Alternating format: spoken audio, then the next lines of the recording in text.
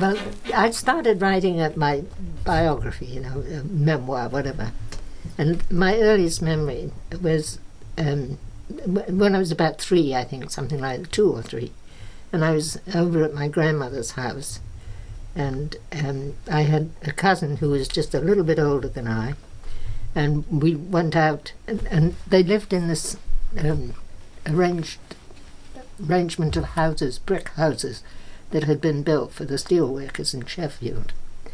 And they were arranged around a court that was available for drying laundry and all that sort of thing. And a dog came following us and knocked me over and took a bite out of my back. And my cousin, meanwhile, ran into Grandma's house. I didn't know where I was. I was in very unfamiliar territory. And, of course, I started screaming at the top of my lungs. And my mum rescued me. But I was quite sure the reason that the dog had picked me and not my cousin was because I had curly hair. I hated my curly hair. Anyway, but I did make it into the house. I was very shy. I was terribly shy. I hardly dared to open my mouth with strangers.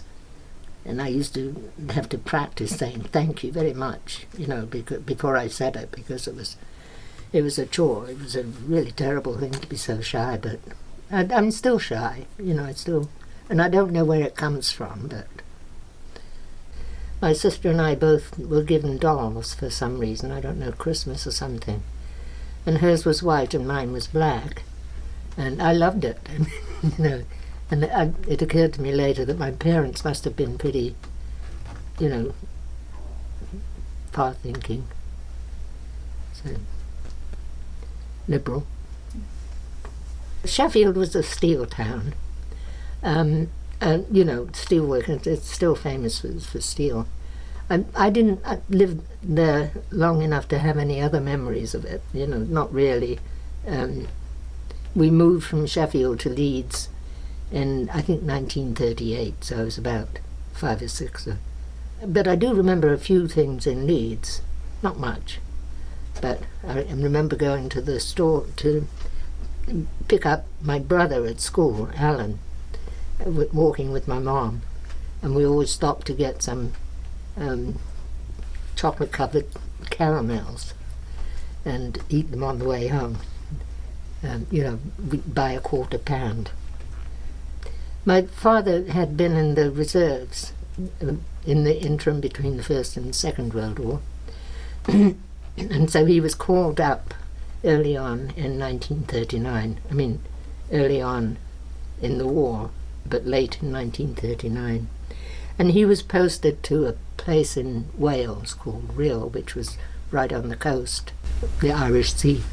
And they required children to be sent to safe places. So they sent us to the next county over.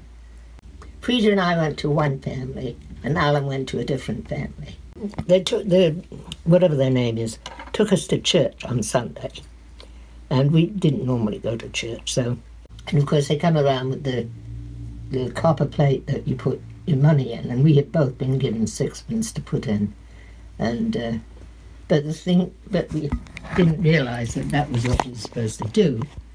So when the plate came around, it went to Frida first, and Frida said, "Oh, are all these for me?" And because that was her nature, she was very... And when it got to me, I said, "No, thank you, I've got one." Army families were given a whole estate of bungalows for living quarters. And so we had a bungalow right opposite the ocean. Just had to walk across the road and you were on the sands. Oh, there was one thing that was in my memory box. The little grocery store where we used to stop and buy candy and stuff.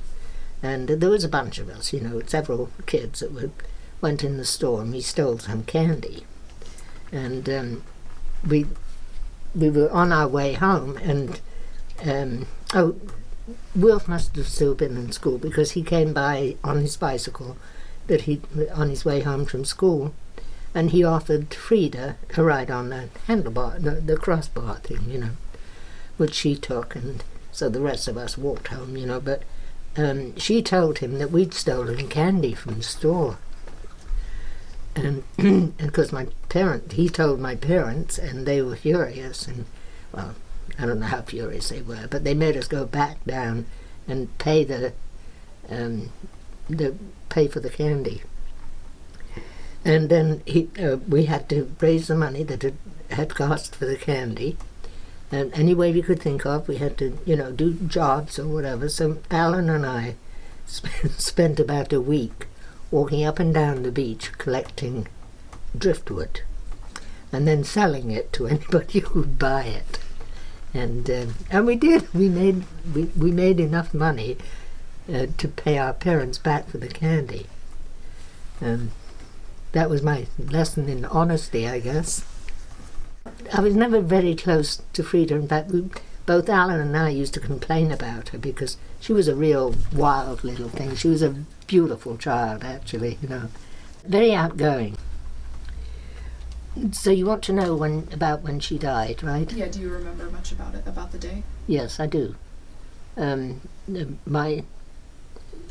We were all playing on the beach, and there was a truck on the beach that was loading pebbles to make barricades. They were building cement barricades on all along the coast to prevent an invasion, which was a very real possibility in those days.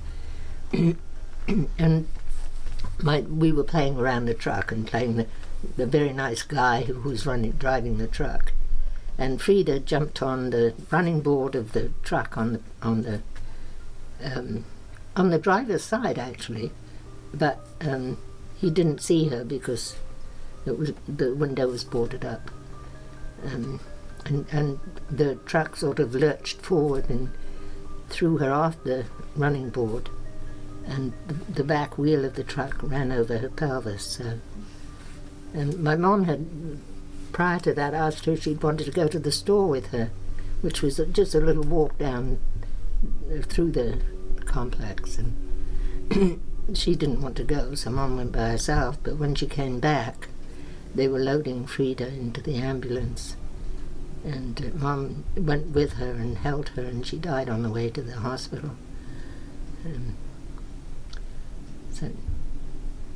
So it's very sad.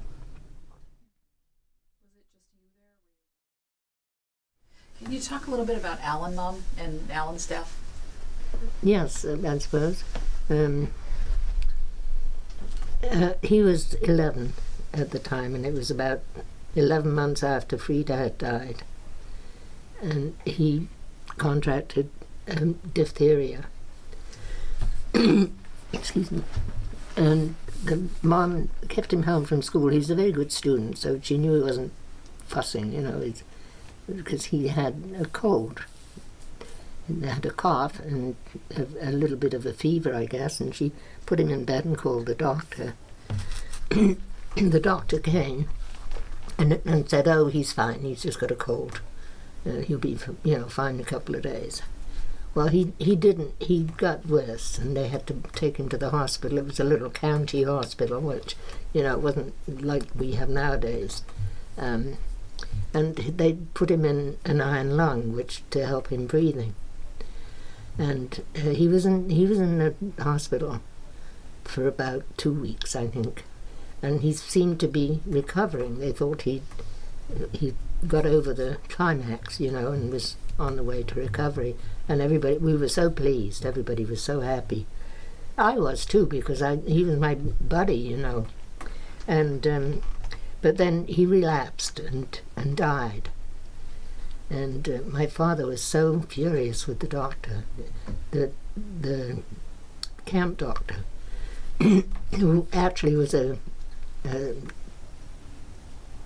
he was covering for the regular doctor, who was a friend of Dad's, and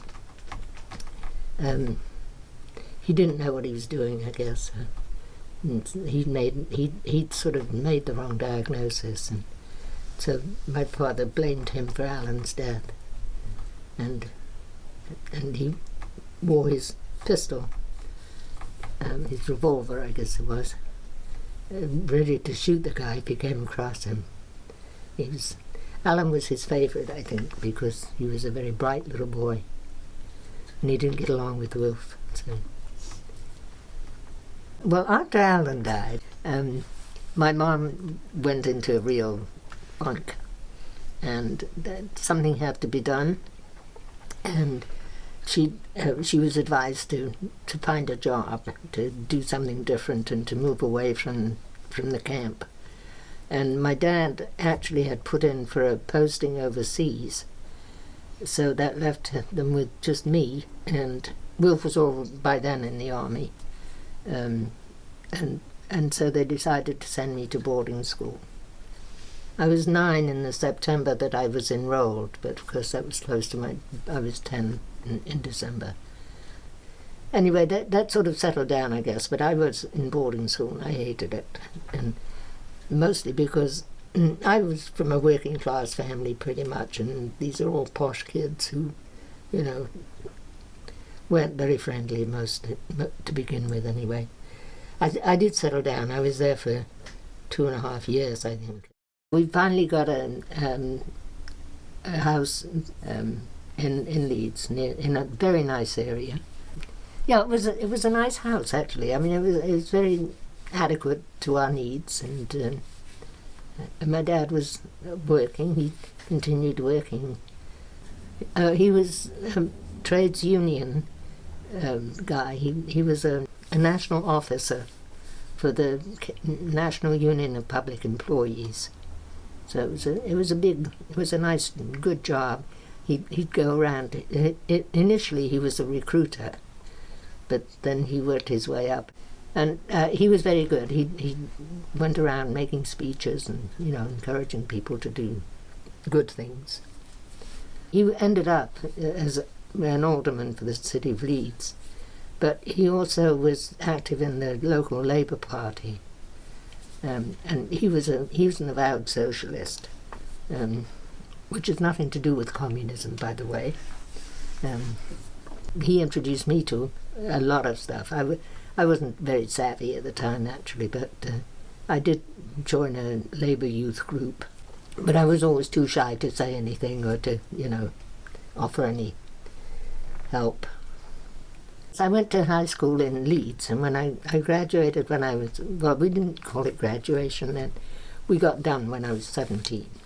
And that's when I went to nursing school, to St. James Hospital in Leeds, which was one of the biggest ones outside of Europe, or in all of Europe, I guess, at the time.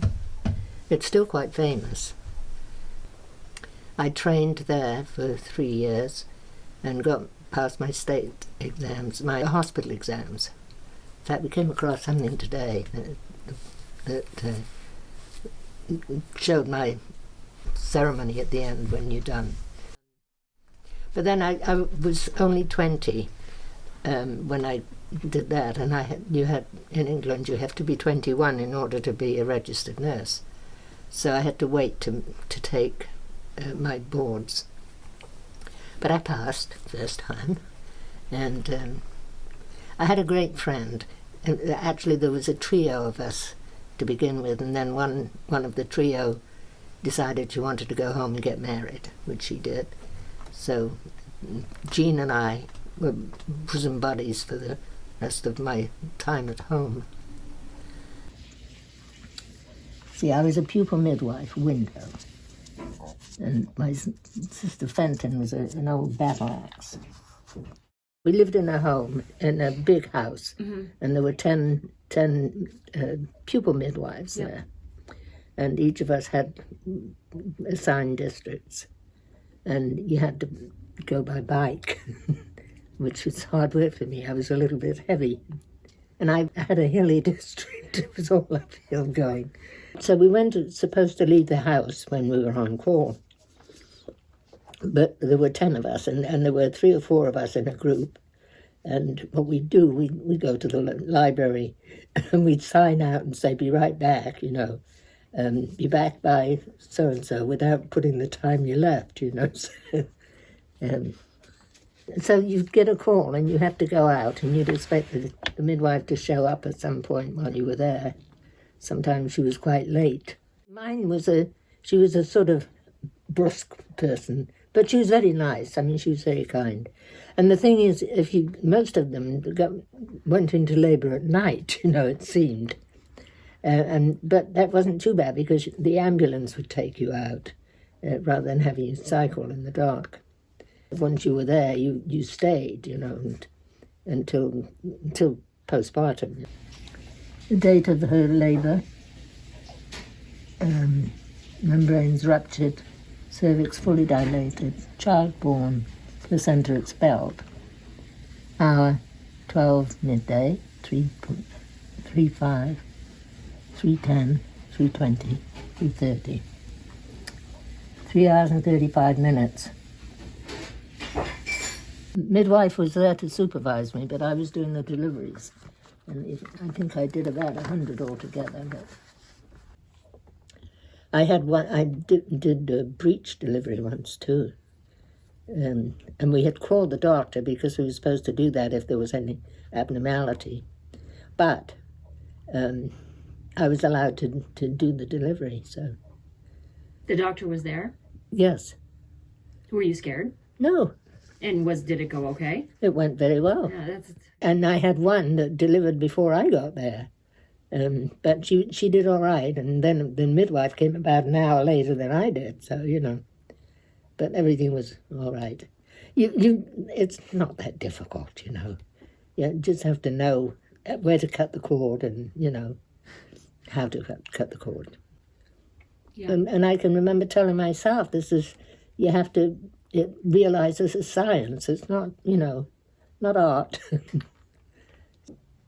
You know enough at that point to be you know, comforting and to sort of let them know what to expect and all that sort of thing, you know. So most of them, you know, women are very pragmatic on the whole. You know, most of them they were pretty good patients. And I had some good friends. One of them was Celia. She was my best friend. Don't remember the others much, but we had fun. We weren't perfect angels, you know. We one time we stole the wine from the kitchen, and there was a great big uproar about where's the wine, and it was in the back of my closet because that was the safest place. And I hoped they wouldn't find it, and they didn't. I had planned to come to the States to visit Will, but I was only going to stay for 6 months. And then I was going to go back home and then join a tour to Africa, where we would go and train nurses over there. I was 22 when I came over here to begin with. And I came on a freighter. And it took 12 days to get here from Liverpool, stopping up in Canada for a couple of stops. And I was really very lucky to survive because there was a sister ship that was wrecked. The storms were so bad off the coast of Canada that the sister ship was wrecked and for the first, 12 days it took, and I think it was the first 9 days, I was seasick. Or maybe it was 7 days, I don't know. And I was reading War and Peace. And I used to go sit up on deck reading War and Peace and not absorbing it at all. But I had something to do, you know. With a big heavy coat on and a scarf and a hat, and it's freezing, you know. And it was a miserable journey, really, but we finally ended up in Boston on the day before my 23rd birthday, which was December 19th.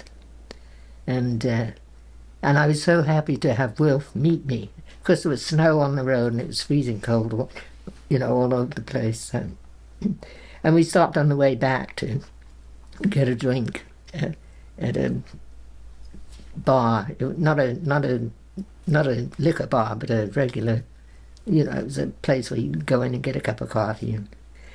And Will said, don't order tea because they don't know how to make it. So I didn't order tea. But I ordered coffee, which wasn't much better, in my opinion. So the reason I came was that I wanted to try out nursing in the States and compare it with England. I had made application to the nursing board in New Hampshire, and I got reciprocity because I had midwifery as well. Wilf somehow had secured a job for me, or at least an interview, at the Elliot. At that time it was a very tiny hospital.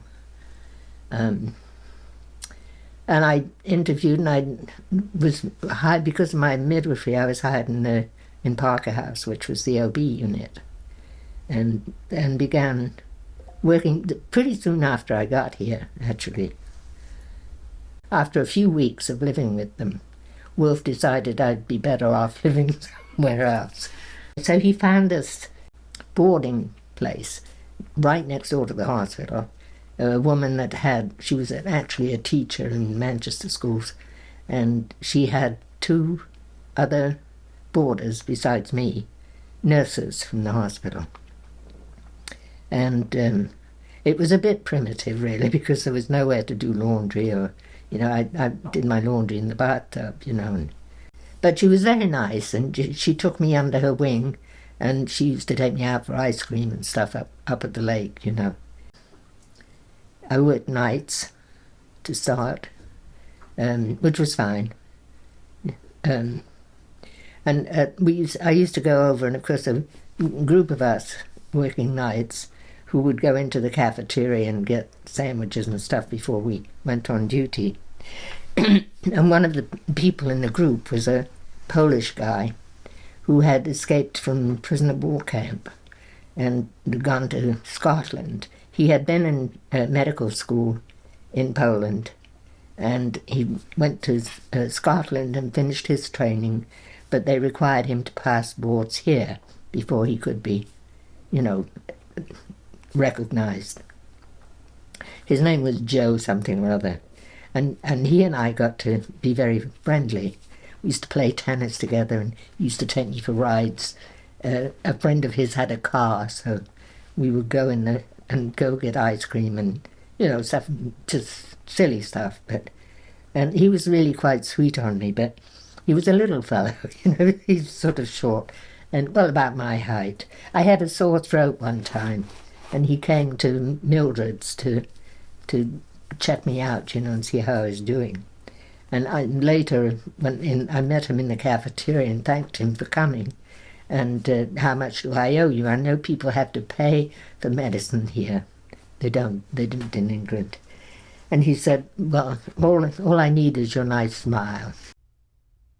One of the women who worked on the night shift with us, she was a nurse's aide, but she was a very nice person, a very go-getter person, and we became friends. We used to go out in the middle of the shift and get donuts and bring them back, because she had a car.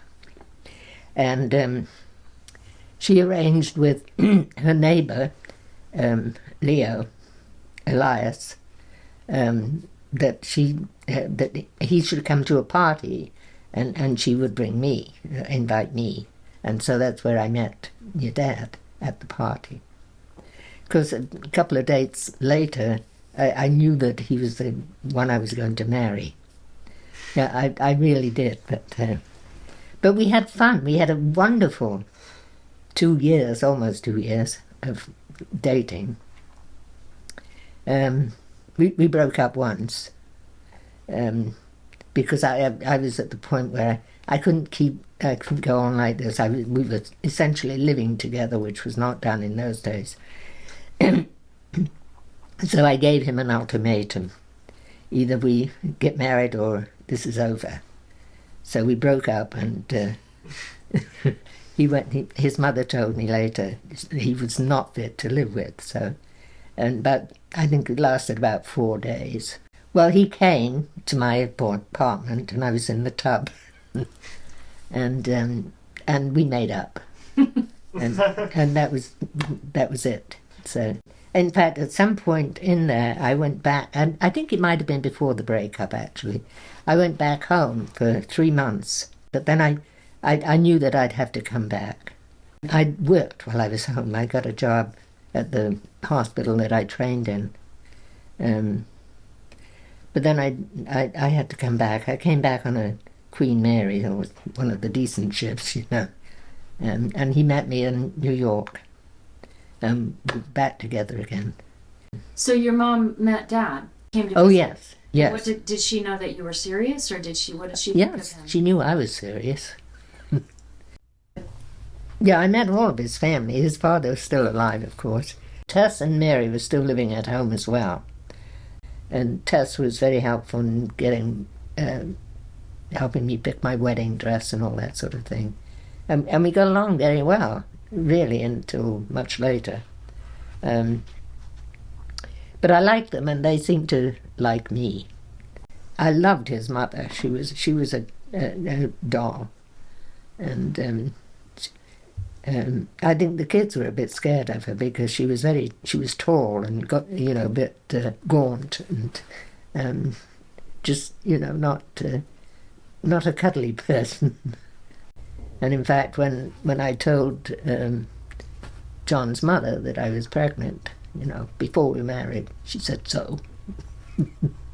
But it turns out that she was too when she got married, so I didn't know that at the time.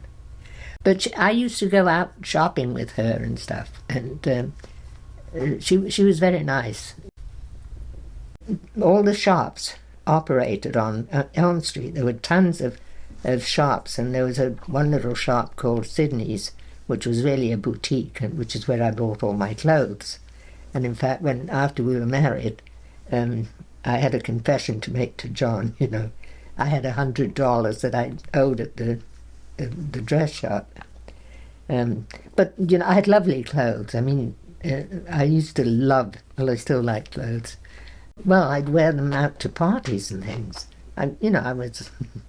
I did a lot of. I had dates before I got hooked up with John. So, and my clothes are very expensive. I mean, I didn't, but I had always bought in decent places in Leeds. So I thought Levitt's and Hills and all those places, they had too many of the same style, and you just don't buy something that everybody else is going to show up in. Or my mom had an expression, you meet yourself coming back, But I bought dresses and suits and skirts and coats and everything I bought, so. And I had a charge account with them, so I didn't have to pay every time. I just paid so much every month, And he encouraged me to move out of Mildred's into an apartment that he would pay for. And, so that we could...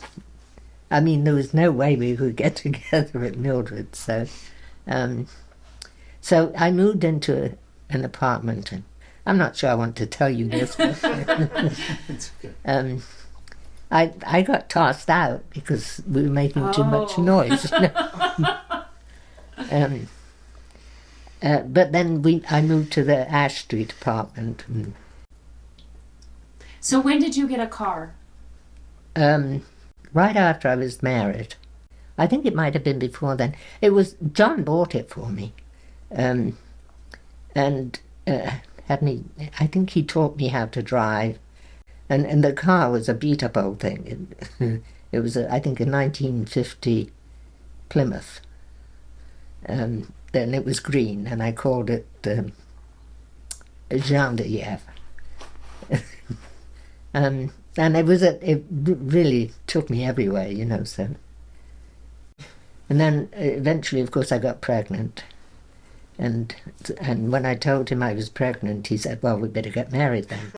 Because we wanted to get married in the church to please John's mother, I had to go and sit with a priest and, make sure that I was fit. But and I don't know what they normally do, but he said, what church do you belong to? And I said, the Church of England. He said, oh, well, that's the same as the Catholic Church. So So it was fine. We sat and talked about other sorts of things. So I had to go for a regular number of sessions, but You passed. I did, yeah. It was Pat who paid for our wedding, all the expenses of our wedding. We had a huge wedding. We had, 100 people there and a band and catering and out at the Air Force Base in Manchester. Gardner Hotchkiss, John's boss, drove a Lincoln, so he picked me up and took me to the church, along with Tess. And, well, I can't remember much about the day.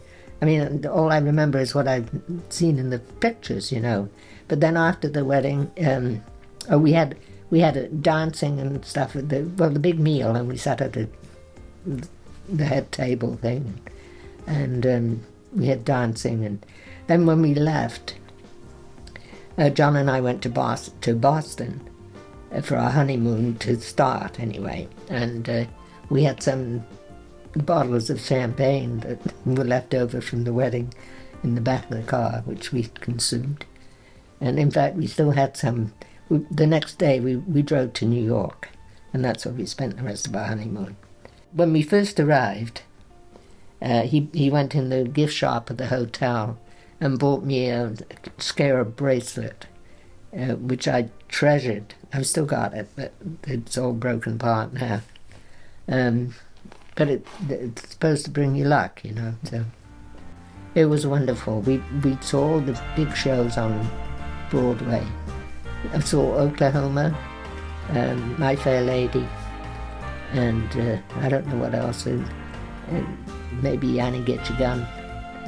After we got married, we were still living in the little apartment that I had, and we hunted for houses, because I had no idea what I was looking for, because, it was not something I'd been very interested in before. But John knew what he was looking for, and we found this place in Ware that was falling apart, actually. It was, and needed a lot of, repairs. And we bought that for $7,000 and fixed it up. I think we probably had a mortgage for a short while, but yeah. And of course we had no running, the water came from a well, a dug well. And so it wasn't very reliable, particularly by the end of the summer. It was, we were hauling water from springs, yeah. And also we had a couple of big milk cans, the metal ones. And John used to take them into his mother's and fill them up there and bring them home. So we had water, but showering was, we'd get in one after the other, so it's not to waste water. And washing was really difficult. I mean, it was fine most of the year, but when in the late summer and early fall, it was we'd have 2 or 3 months of really struggling to find enough water.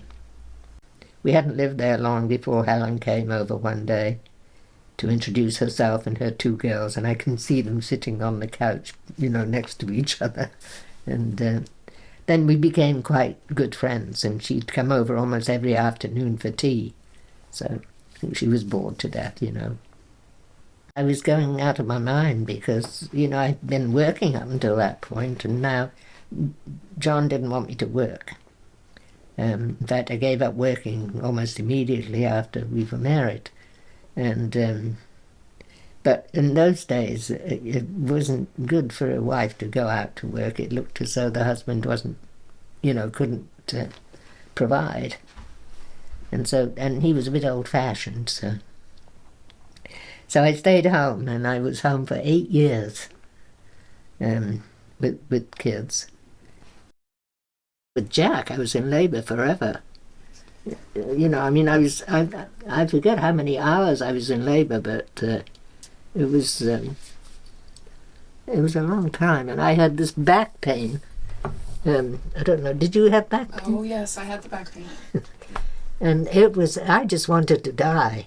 I thought I was dying. Did you? Yes. But I didn't die.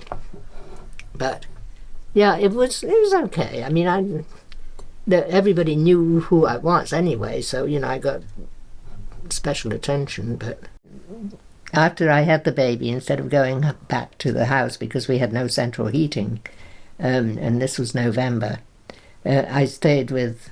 Both of us stayed with his parents for about 2 weeks. I think 2 or 3. I don't know how long it was, but too long, until they got the place fixed up so we could, move back in. And I was miserable the whole time. I was feeding, I was breastfeeding, and waking up in the night. And John was very, very good. He was doing all the laundry down his mother's basement. We had to buy washing machine, and all sorts of stuff that we didn't have. So it was an expensive time, but it worked. I mean, we did okay. And I didn't have a lot to do with Pat. He worked away from home. He used to go down to Massachusetts during the week, so he wasn't always around. But he was pretty quiet, didn't have a lot to say.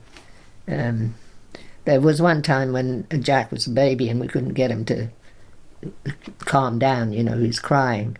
And so Pat said, give him to me, and we gave him to Pat, and he went to sleep in Pat's arms. And we have a picture of it. I think we have a picture somewhere of Jack and Pat, and he was the most unlikely person to be rocking a baby, so.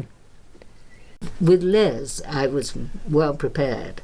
I took castor oil before, when I felt it, I'm due, I'm going to. And I had castor oil, and I got to the hospital, and I said to my doctor, don't you dare give me an enema, because that was the treatment. That's what they did. They gave patients enemas when they arrived, so that clear out the bowel. And so I said, don't you dare give me an enema. I didn't get an enema. Kids were very well behaved because I talked to them as if they were, understood what I was saying. And they didn't embarrass me because I told them if they made a fuss in the store, it embarrassed me. And so they were very careful not to embarrass me. And what about Granddad at the time? He loved kids. Yes, he adored kids. In fact, I can remember one time we were sitting around we had this huge table. I don't know if you remember it in the kitchen. And we were sitting around with some of the neighbours, and Grandad said, the kids were there too, this is the best thing I've ever done. This is the best thing I've ever done. I really sort of appreciated that. So. Jack was very bright. I mean, John had bought him a watch. He was 5, keep in mind. And he could tell the time, an analog watch, and he could tell the time. And so when we first arrived, we were at a meeting in Brighton that was Dad's, not just people he worked with, but people from around the country who were at this national meeting. And some of the guys would check with Jack, what time is it, Jack? And he always gave them the time, and he was right all the time. I think you were about 3 or 4 when I started going back to work as a school nurse. So I joined this program at New England College up in Hanukkah. They were offering a program for nurses and counting the nursing experience as part of the training. So we only had to take a certain number of classes in order to get the degree. In this country, if you're a nurse, you're supposed to be able to do first aid. There was one time that I was really scared, and it was the call from the high school. I was over at the grammar school, and the woman called me from the high school and said, "Can you get over here real quick? The boy's cut his hand off in the shop." Well, I hadn't a clue what I should do, but I took a bunch of stuff with me and I went over. He chopped the end off one finger, And so I put a thing on. I was so relieved it wasn't a hand. I put wrapped it up, and put a towel around him, and said, "Can we get the cops to take us up to Concord?" So I rode up to the hospital with him, and he was fine.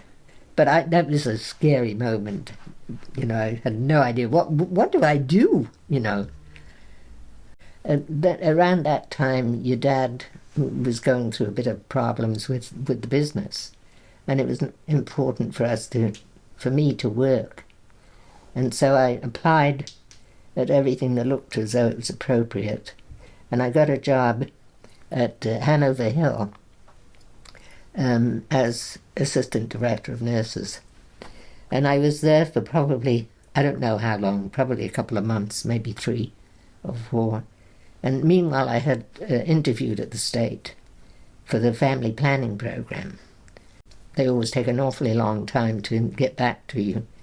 But they did get back to me in about 6 weeks and said I had the job. The reason that the program was being started at all at the state level is that we had Title IX funds from the feds, and the state government was going to put in some funds as well, so they could afford to hire people for the program. And when I got there were already, I think, 3 or 4 women in the core group, and I was really impressed with how intelligent they were, and how much they knew about stuff.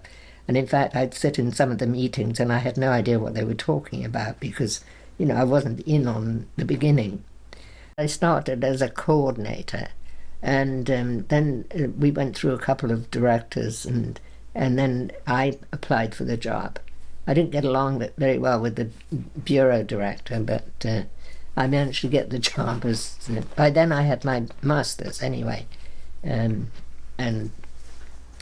I worked for another couple of years as the director, and then I got a job with welfare, the Division of Welfare, and I worked first of all with elderly services, and then I worked with them for about 3 years, maybe a little less than that, and then I worked as the supervisor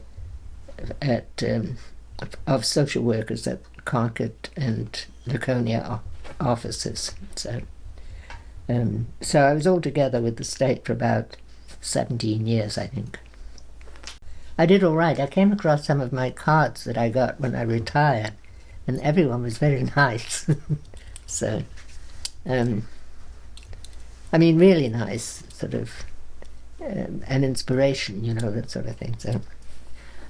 So yeah, I think I did all right. Yeah.